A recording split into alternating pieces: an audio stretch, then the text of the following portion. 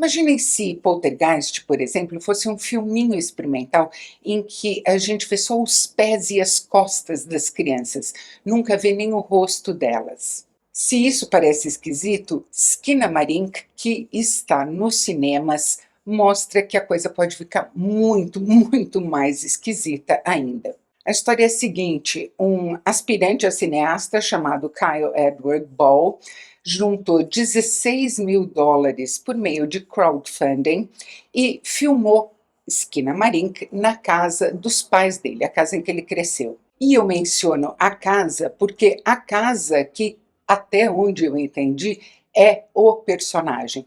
Ela é a entidade que está em questão. E a gente quase que só vê a casa no filme, mas a gente quase que só vê os ângulos mais estranhos possíveis dessa casa. Ou a câmera muito baixa pegando o chão, o rodapé, ou a câmera muito alta pegando só a parte de cima do batente das portas e o teto. E às vezes a gente passa um tempão num plano estático de uma parede. Sim, a gente fica olhando uma parede. Quase não tem iluminação e a textura é de uma fita de VHS super malhada. Pois bem, o Kyle Edward Ball conseguiu inscrever esse filme muito esquisito em um festival.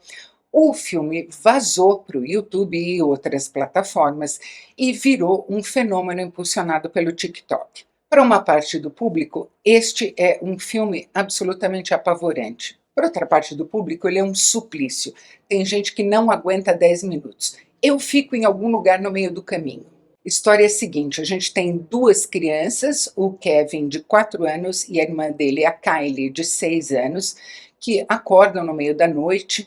O pai parece não estar em casa, a mãe também não está em casa e a gente não sabe o que aconteceu. A Kaylee diz em algum momento que não quero falar sobre a mamãe. Eles descem para o andar de baixo da casa, porque o andar de cima está cheio de uns barulhos estranhos, janelas e portas estão desaparecendo e mais coisas estranhas vão acontecer.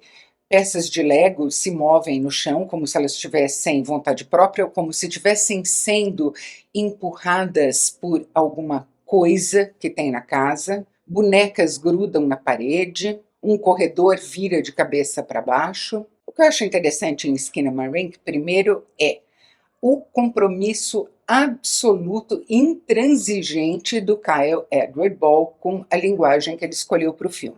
Segundo, é a maneira como ele consegue fazer o terror das coisas, o terror dos objetos. Se você olhar muito tempo, muito fixamente, sem desviar o olhar para uma coisa absolutamente banal, como o encontro de uma porta com o teto de uma casa, ela começa a parecer estranha, anormal. Em algumas pessoas, então, Skinamarink causa aflição, apreensão, medo constante. Vou tentar dar um exemplo. É como se aquela última cena de A Bruxa de Blair, que me arrepia a nuca até hoje, durasse 100 minutos, mas fosse completamente estática. A trilha incidental também é super aflitiva, porque tanto ela quanto o pouco que tem de luz no filme vem da televisão ligada, onde desenhos animados dos anos 30 estão passando sem parar. Tem uma razão prática para isso, esses desenhos todos estão em domínio público, então não tem que pagar direitos autorais, e para um filme feito por US$ 16.000,